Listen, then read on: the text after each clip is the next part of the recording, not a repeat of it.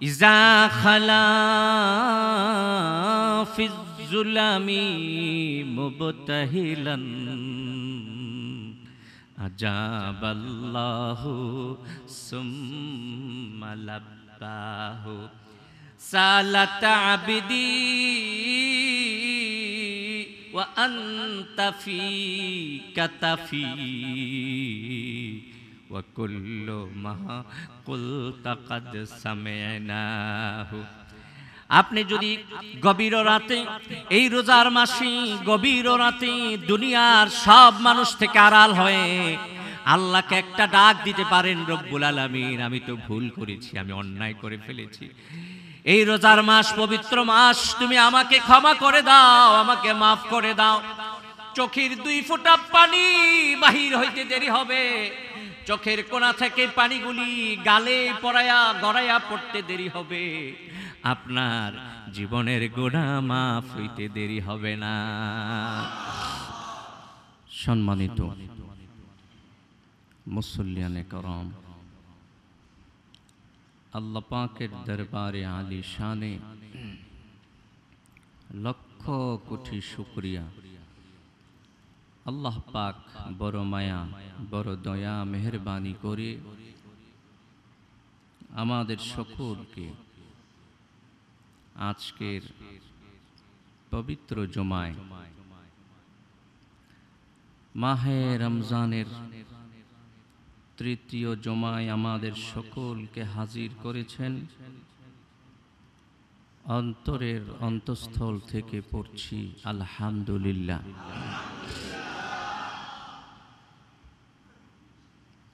পবিত্র মাস, রোজার মাস বিদায়ের পথে।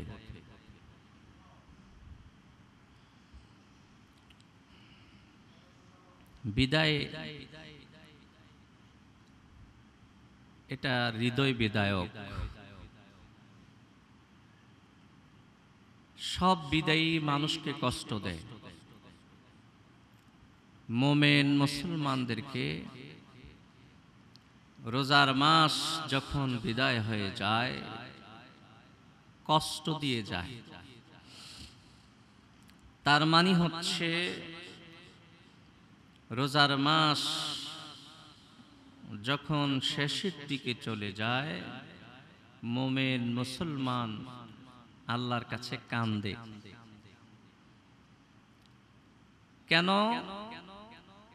এতদিন আমলগুলির সওয়াব পেয়েছি কয়েক ডবল,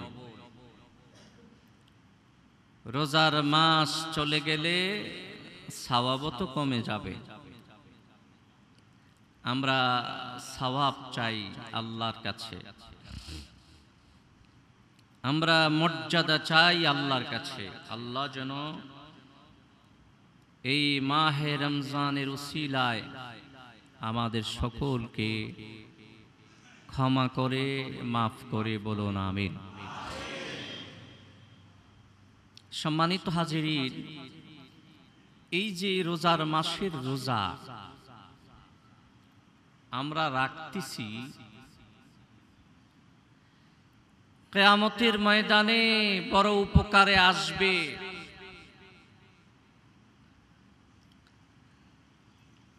আল্লাহ রাসূল সাল্লাল্লাহু আলাইহি সাল্লাম বলেছেন, কিয়ামতের ময়দানে আমাদের এই রোজার মাসের রোজা সুন্দর একটা আকৃতি ধারণ করবে। সুবহানাল্লাহ। এই রোজার মাস কিয়ামতের ময়দানে সুন্দর উত্তম আকৃতি ধারণ করে আল্লাহর দরবারে হাজির হবে। আল্লাহ পাক বলবেন, ইয়া রমাদান সাল হাজাতাক, হে রোজা, হে রমজান, তুমি তোমার প্রয়োজনের কথা আমি আল্লাহর কাছে বলো। সুবহানাল্লাহ।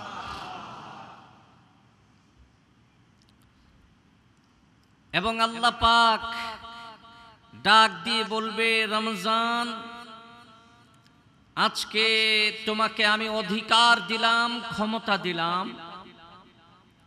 কিয়ামতের ময়দান তোমার জন্য উন্মুক্ত করে দিলাম। তুমি যেখানে খুশি সেখানে যাও, আর তোমার হক আমার যেই বান্দাগুলি আদায় করেছে তাদের হাত ধরে আমার কাছে নিয়ে আসো। রমজান পুরাটা হাসরের ময়দান দৌড়াইতে থাকবে। যারা ঠিক মতো রোজার মাসের হক আদায় করেছে তাদের হাত ধরে আল্লাহর কাছে হাজির হবে। আল্লাহ পাক ডাক দিয়ে বলবেন, রমজান, মাজা তুরিদ, সমস্ত রোজাদার বান্দাদেরকে তুমি তো আমার দরবারে হাজির করেছো, এবার বলো তুমি কি চাও। সুবহানাল্লাহ। রোজার মাসের রোজা, এই মাসটা আল্লাহকে ডাক দিয়ে বলবে, উরিদু বিতাজিল ওয়াকার, রব্বুল আলামিন তোমার দরবারে আমি আর কিছু চাই না, চাই তুমি তোমার এই বান্দাগুলির মাথায় তাজ পরায়া দাও। কিয়ামতের ময়দানে, কঠিন হাসরের ময়দানে আল্লাহ পাক সমস্ত রোজাদারদেরকে সম্মানের মুকুট পরাইয়া দিবেন। আল্লাহ পাক আবার ডাক দিয়ে বলবেন, রমজান, ইয়া রমজান, মাজা তুরিদ, তুমি কি চাও আর কি চাও। রোজার মাসের রোজা আল্লাহকে ডাক দিয়ে বলবে, রব্বুল আলামিন, আমি চাই তোমার এই বান্দাগুলিকে, তোমার এই রোজাদার বান্দাগুলিকে তুমি তোমার নবীর পরশী বানায়া দাও। বড় কষ্ট করে তারা রোজা রেখেছে, খায় নাই, পান করে নাই, পিপাসায় কাতর ছিল, ইচ্ছে করলে মাবুদ চুপে চুপে পানি পান করতে পারত, পেট ভরে খেতে পারত। তারা তো তোমাকে ভয় করছে, তারা তো তোমার নবীর ভালোবাসা নিয়ে মাহে রমজানের রোজা রেখেছে। রব্বুল আলামিন, আজকে আমি চাই তোমার এই রোজাদার বান্দাদেরকে তোমার নবীর পরশী বানায়া দাও। সুবহানাল্লাহ। আল্লাহ পাক ডাক দিয়ে বলবেন, ওরে রমজান, যাও যাও, আমার রোজাদার বান্দাদেরকে নিয়া আমার নবী যেই মাকামে মাহমুদে আছে চতুর্দিকে তোমরা বসে যাও। ভাইয়ের আমার, আল্লাহ পাক এই রোজার মাস কি বারবার শুধু বলবে, মাজা তুরিদ, মাজা তুরিদ, মাজা তুরিদ, বলো তুমি কি চাও আমার এই রোজাদার বান্দাদের জন্য তুমি কি চাও। একটার পর একটা চাইতে থাকবে আর আল্লাহ দিতেই থাকবে। এমন কোন নিয়ামত নাই যেটা রোজাদার বান্দাদেরকে আল্লাহ দিবেন না, বলেন সুবহানাল্লাহ। আল্লাহ শুধু বারবার জিজ্ঞাসা করবে, রোজা রে, ও রোজার মাসের রোজা, তুমি কি চাও। সর্বশেষ এই রোজার মাসটা বলবে, ইয়া রাব কাযাইতু হাজাতি, ওগো আমার আল্লাহ, আমার যত প্রয়োজন ছিল সব আমি পুরা করে দিয়েছি। আইনা কারামাতুকা, এবার আমি দেখতে চাই তুমি আল্লাহ কি করতে পারো। সুবহানাল্লাহ কোন, আমি যা চেয়েছি তুমি তো সবই দিয়েছ, এবার তোমার কারামাত আমি দেখতে চাই।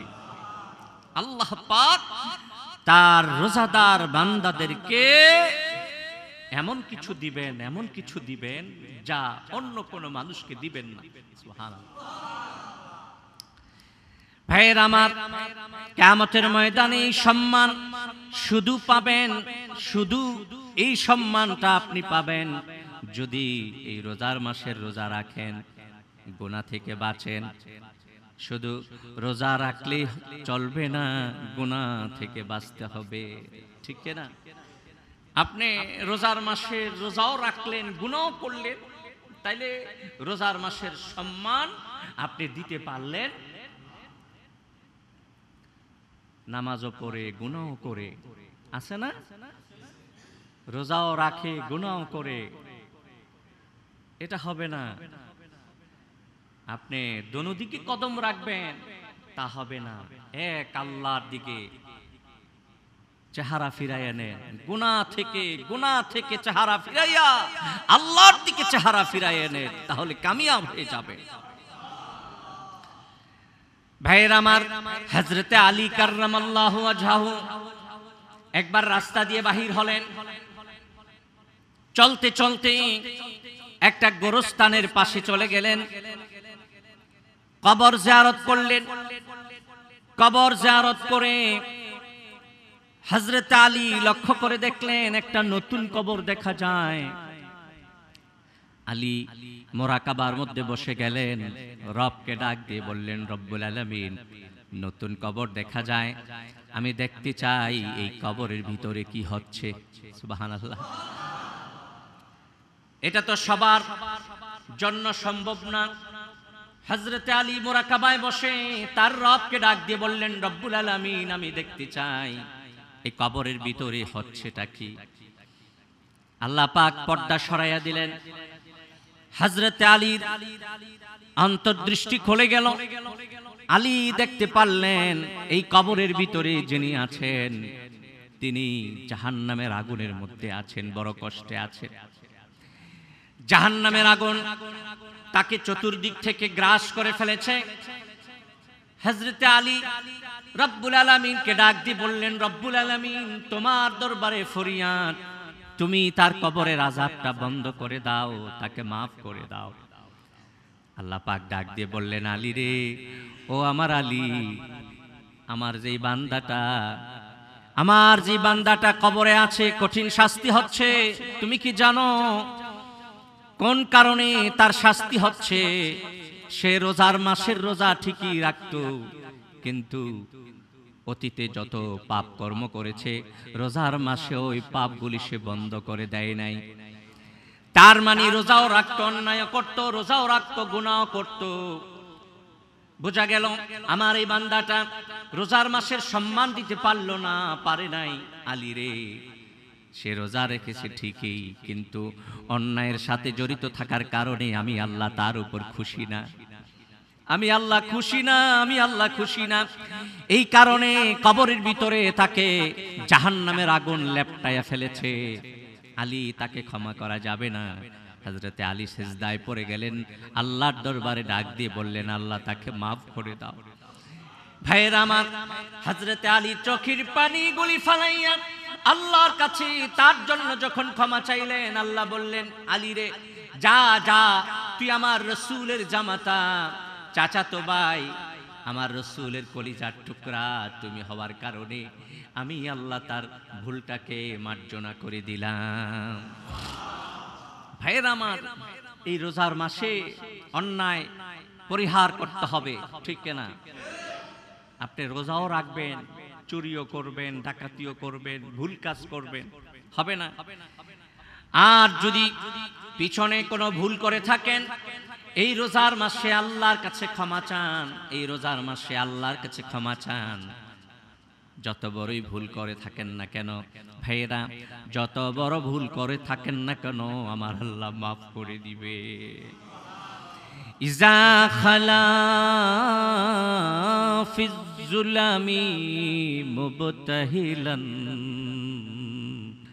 আজাবাল্লাহু সুম্মা লাব্বাহু সালাত আবদি ওয়া আনতা ফি কাতাফি ওয়া কুল্লু মা কুলতা কাদ সামি'নাহু। আপনি যদি গভীর রাতে, এই রোজার মাসে গভীর রাতে দুনিয়ার সব মানুষ থেকে আড়াল হয়ে আল্লাহকে একটা ডাক দিতে পারেন, রব্বুল আলামিন আমি তো ভুল করেছি, আমি অন্যায় করে ফেলেছি, এই রোজার মাস পবিত্র মাস, তুমি আমাকে ক্ষমা করে দাও, আমাকে মাফ করে দাও। চোখের 2 ফোঁটা পানি বাহির হইতে দেরি হবে, চোখের কোণা থেকে পানিগুলি গালে পড়ায়া গড়াইয়া পড়তে দেরি হবে, আপনার জীবনের গুনাহ মাফ হইতে দেরি হবে না। আসুন এই রোজার মাসে গুনাহ ত্যাগ করি, গুনাহ ছেড়ে দেই, গুনাহ পরিহার করি, ওয়াদা করি জীবনে আর কোনোদিন গুনাহ করব, জীবনে আর কোনোদিন গুনাহ করব না।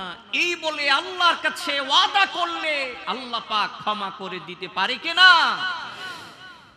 সম্মানিত হাজিরিন, আমার রাসূল বলেছেন, রব্বা সাইমিন লাইসা লাহু মিন সিয়ামিহি ইল্লাল জু' ওয়া রব্বা কাইমিন লাইসা লাহু মিন কিয়ামিহি ইল্লাস সাহার। আমার নবী বলেছেন, অনেক রোজাদার এমন আছে, অনেক রোজাদার এমন আছে, তাদের রোজা ক্ষুধার্ত থাকা ছাড়া আর কিছু হয় না। সারা রাত তারাবি নামাজ পড়ে, নফল নামাজ পড়ে, তাদের এই নামাজ দাঁড়িয়ে থেকে কষ্ট করা ছাড়া আর কিছুই হয় না। তার কারণটা হচ্ছে তারা রোজাও রাখে আবার মিথ্যাও বলে, ঠিক না? তারা রোজাও রাখে আবার গুনাহও করে, চুরিও করে, ডাকাতিও করে, ভুল করে, অন্যায় করে, জেনা করে, বিভিন্ন অন্যায়ের সাথে জড়িত থাকার কারণে তাদের রোজাটা উপবাস থাকা ছাড়া আর কিছু হয় না। তাদের নামাজ দীর্ঘক্ষণ দাঁড়িয়ে থেকে নামাজ, তাদের কষ্ট ছাড়া আর কিছু হয়। ভাইয়েরা আমার, আসুন আমরা গুনাহ পরিহার করি, আসুন আমরা গুনাহ ছেড়ে দেই, আল্লাহর কাছে তওবা করি। আল্লাহর কাছে তওবা করলে অবশ্যই আল্লাহ মাফ করে দিবেন, ঠিক কিনা বলেন? এই রোজার মাসে তওবা করতে রাজি আছেন? সবাই রাজি? আল্লাহ তুমি কবুল করো, বলেন আমিন। বলুন আল্লাহুম্মা আমিন, বলুন আল্লাহুম্মা আমিন। সম্মানিত হাজিরিন, যেভাবে এই রোজার মাসের পুরস্কার বেশি, যেভাবে এই রোজার মাসের রোজার পুরস্কার বেশি, যারা রোজা রাখবে না শাস্তিও, যেটার পুরস্কার বেশি শাস্তিটাও তো বেশি, ঠিক না? সম্মানিত হাজিরিন, হাদিসে পাকের মধ্যে এসেছে, আল্লাহর রাসূলের একজন সাহাবী বলেছেন, আব্দুল্লাহ ইবনে ওমর বলেছেন, হে দুনিয়ার মানুষেরা, যদি তোমরা ইচ্ছা করে একটি রোজা কোনো ওযর ছাড়া ভেঙে ফেলো, তাহলে তোমার এই রোজার জন্য, এই রোজাটার জন্য জাহান্নামের আগুনে জ্বলতে হবে 9 লক্ষ বছর। কয় লক্ষ বছর? বলেন কয় লক্ষ বছর? ভাইয়েরা আমার, আসুন রোজা আমরা রাখি, গুনাহ ছাড়ি, রোজার ফজিলত বুঝার চেষ্টা করি। আসুন আমরা আল্লাহর দিকে চলি, পৃথিবীর সব অন্যায় কাজ থেকে চেহারা ফিরাইয়া আমরা আল্লাহর দিকে চলি। 5 ওয়াক্ত নামাজ পড়ি। কয় ওয়াক্ত নামাজ? বলেন কয় ওয়াক্ত নামাজ? এই রোজার মাসের রোজা মানুষকে মুত্তাকি বানায়, পরহেজগার বানায়। এই রোজার মাসের রোজা মানুষকে নিষ্পাপ বানায়া দেয়, বলেন সুবহানাল্লাহ। রোজাদার বান্দাদের জন্য ফেরেশতারাও দোয়া করে, ফেরেশতারাও রোজাদার বান্দাদের জন্য দোয়া করে, গর্তের পিপিলিকা দোয়া করে, সমুদ্রের মাছেরা দোয়া করে। কিয়ামতের ময়দানে একজন ফেরেশতা হাজির হবে, যার 4টা চেহারা থাকবে। কয়টা চেহারা? বলেন কয়টা চেহারা? 4 চেহারা নিয়ে আল্লাহর দরবারে হাজির হবে। এক একটা চেহারা এত বড় হবে, এক একটা চেহারা এত বড় হবে। একটা চেহারাকে যদি দুনিয়ার মধ্যে রাখতে চান, ওই চেহারাটা দুনিয়ায় জায়গা হবে না।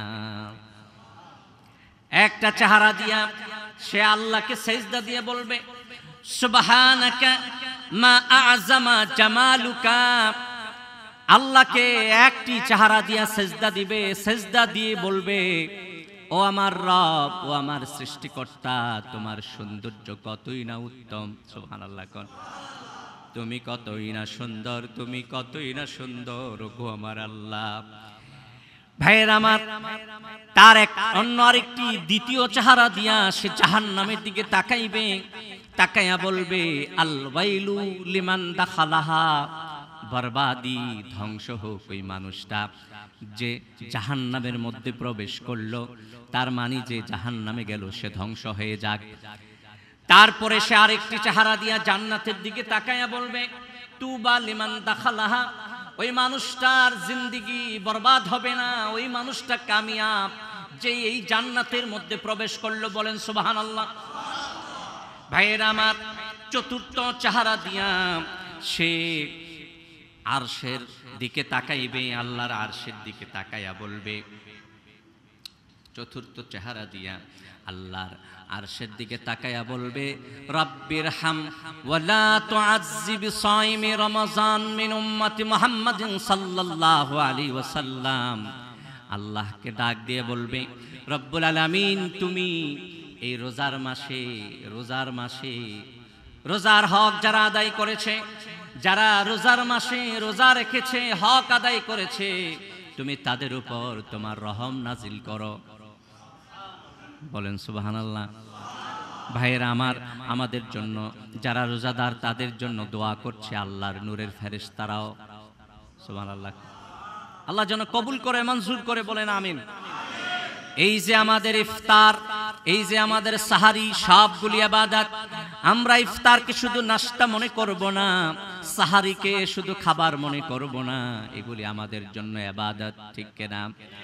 আল্লাহর রাসূল বলেছেন, লিসাইমি ফারহাতান, ফারহাতুন ইনদা ফিতরিহি ওয়া ফারহাতুন ইনদা লিকাই রাব্বিহি। একটা রোজাদারের জন্য দুইটা খুশি আর দুইটা আনন্দ।